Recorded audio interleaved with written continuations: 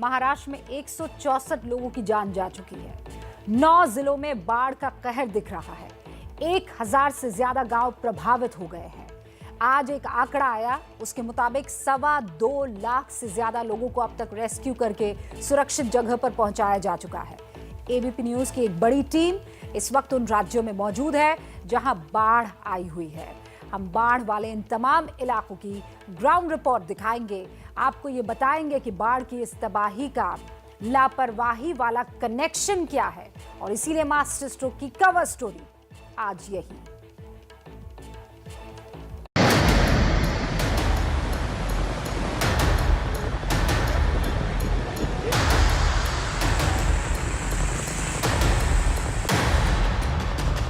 कोल्हापुर में बाढ़ का असर कैसा है देखिए। इस समय हाईवे के ठीक बगल में इस समय मौजूद है और बोट जिन सड़कों पर गाड़ियां चलती थी, चरपहिए चलते थे, वहां पर आज बोट चलती दिखाई देगी।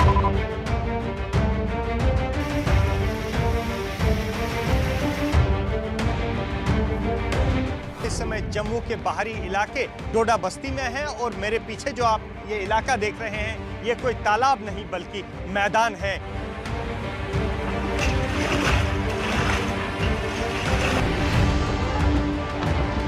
पहाड़ दरक रहे हैं,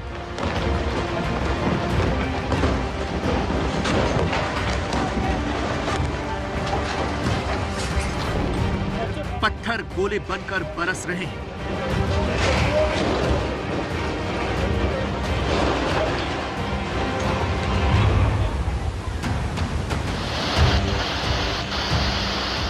नदियां उफान पर, सड़कें समंदर बन गई।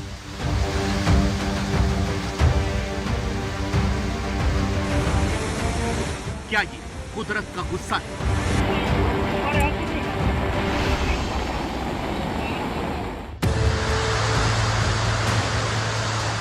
पिछले 24 घंटे में पहाड़ से लेकर मैदानी इलाकों तक से जिस तरह की तस्वीरें सामने आई हैं और लगातार आ रही हैं, वो वाकई दहलाने वाली।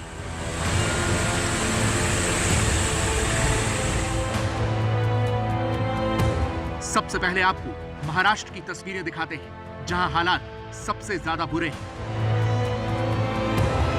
ये कोल्हापुर की तस्वीरें हैं, जहां सब कुछ पानी में डूबा हुआ है। पंचगंगा नदी का पानी यहां पूरे उफान पर है, जिसकी वजह से मकान, दुकान, गाड़ियां, सड़कें, सब कुछ डूब गया है।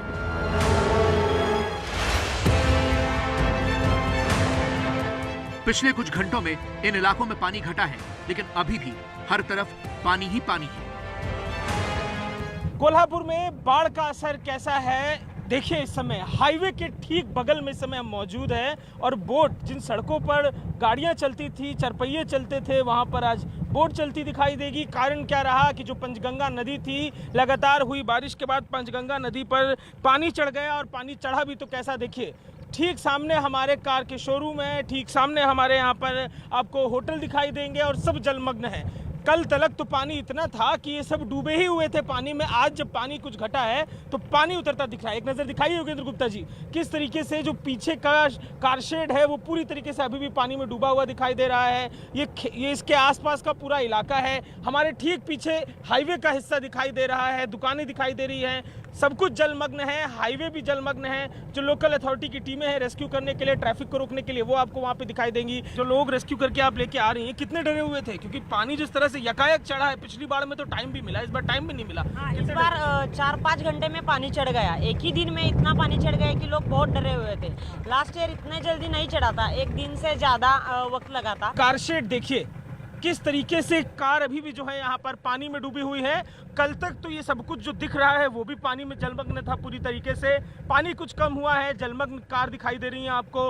हॉल है, मैरिज हॉल दिख रहे हैं, वो भी अंदर पूरी तरीके से पानी में डूबे हुए हैं। ड्रोन से ली गई इन तस्वीरों को देखिए, कोल्हापुर के हालात आपको साफ नजर आ जाएंगे। ऐसा लग रहा है जैसे किसी नदी के बीच में कुछ इमारतें और पेड़ तैर रहे हैं। शहर के बाहरी हिस्से में जो हालात हैं, अंदरूनी इलाकों में भी वैसा ही मंजर है। लोगों के घर डूब गए हैं। पानी का स्तर कम होने के बाद भी घरों के अंदर पानी भरा हुआ है। पीछे की जरा मेरे तस्वीर देखिए, ये ट्राली बनाने की एक छोटी सी फैक्ट्री है। लोहे का काम होता था, अंदर लोहा मशीनें थी, पर अब तो सिर्फ पानी ही पानी है। और मैं मौजूद हूँ एक रेस्टोरेंट में।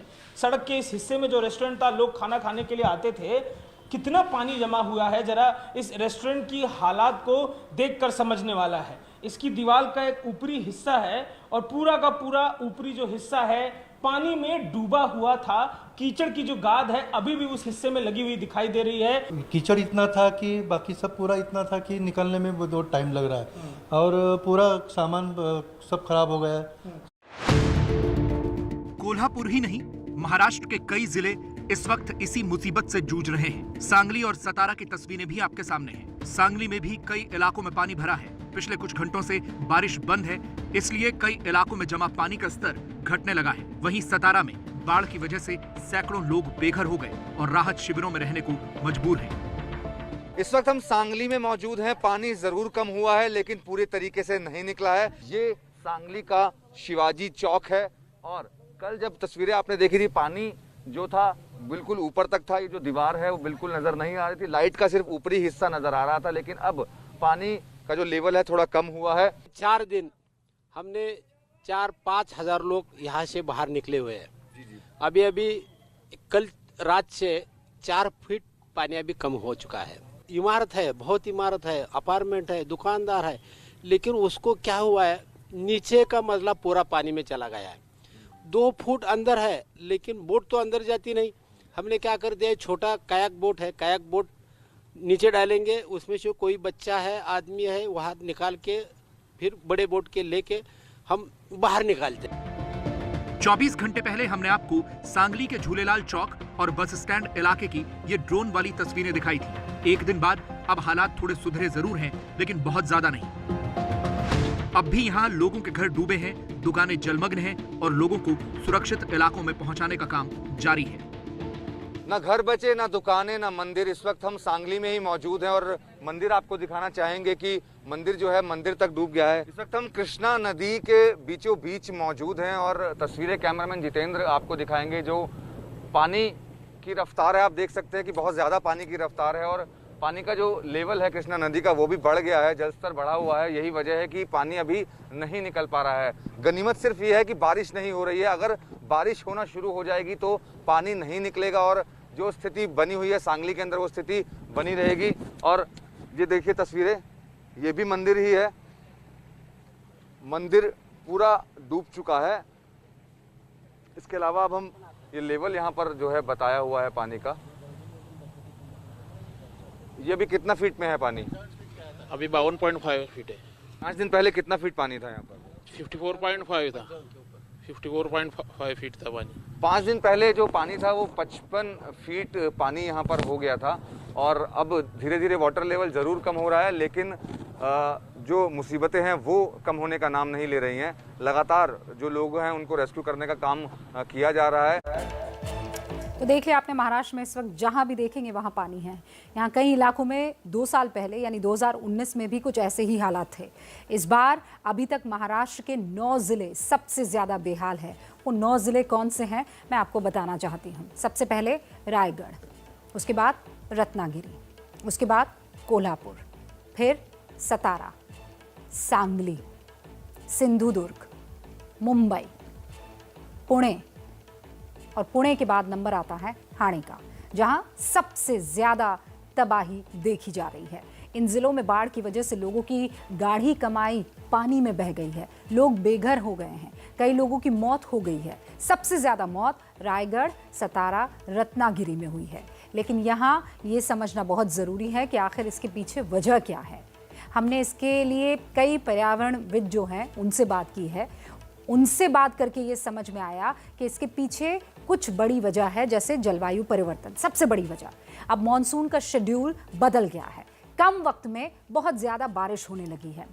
प्रकृति से छेड़छाड़ दूसरी बड़ी वजह है। हम तरक्की के नाम पर कुदरत से खिलवाड़ कर रहे हैं, पेड़ों को काट रहे हैं, जंगल काट रहे हैं, वो मिट्टी नहीं पकड़ पा रहे हैं और इसका असर यहाँ पर दिख रहा है। पहाड़ों पर भी हम रिहायशी इलाके बसाने के लिए उन्हें नुकसान पहुँचा रहे हैं। भूस्खलन कुदरत का अलार्म है ये। आजकल जो प्राकृतिक आपदाएं सामने आ रही है, इसे आप कुदरत का अलार्म ही समझिए। वो आपको बताने की कोशिश कर रहे हैं कि जाग जाओ। एक्सपर्ट्स का मानना है कि अगर हम अभी भी नहीं समझे तो आगे हालात और बुरे होंगे। हम आपको सुनवाते हैं पर्यावरणविदों ने आखिर क्या कुछ कहा है। पिछले थोड़े सालों से ज़्यादा साइक्लोन्स हैं, ज़्यादा फ्लडिंग है, ज़्यादा बारिश है। ये सब क्लाइमेट चेंज की वजह से है।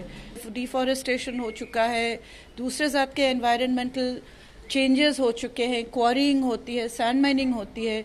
इसकी वजह से ये एरिया ज़्यादा वल्नरेबल होते हैं टू फ्लडिंग ऑलरेडी। तो दोनों साथ साथ में जाते हैं कि जैसा हम डिस्ट्रक्शन करते हैं वैसा ज़्यादा बारिश पड़ती है, उससे और डिस्ट्रक्शन होता है, लोगों को ज़्यादा तकलीफ होती है।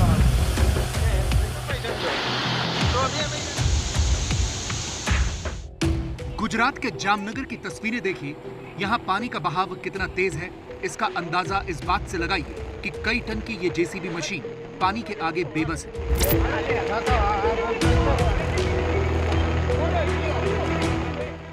करीब 6 सेकंड में ये जेसीबी मशीन पानी में समा गई। गुजरात की ही एक और तस्वीर देखिए। सीढ़ियों से पानी ऐसे बह रहा है जैसे कोई वाटरफॉल। ये जूनागढ़ का मशहूर दातार पर्वत की तस्वीरें हैं, जहां लोग इन्हीं सीढ़ियों के रास्ते ऊपर जाते हैं, लेकिन यहाँ जरा सी लापरवाही का मतलब मौत है।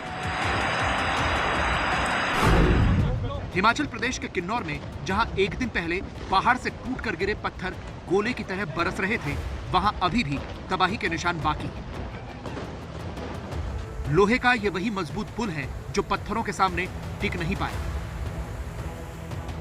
इस पुल के टूटने की वजह से यहाँ पर सैकड़ों पर्यटक फंसे हुए हैं। 9 लोगों की दुखद मृत्यु वहां पर मौके पर ही हो गई जो पर्यटक थे।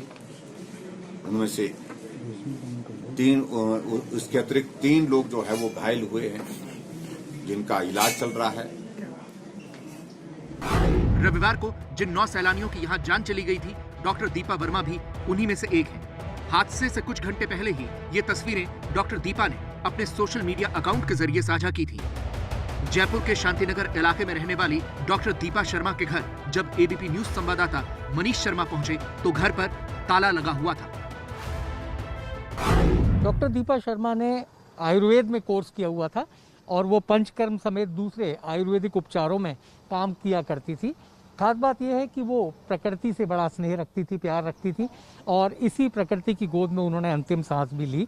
रविवार को जो हादसा हिमाचल में हुआ उसमें दीपा तकरीबन 3 दिन पहले जयपुर से गई थी और ये उनका सोलो ट्रिप था, यानी कि वो अकेले गई थी। उनके पिता करौली में रहते हैं और माँ उनके साथ रहती थी, लेकिन छोटी बहन के पास गई।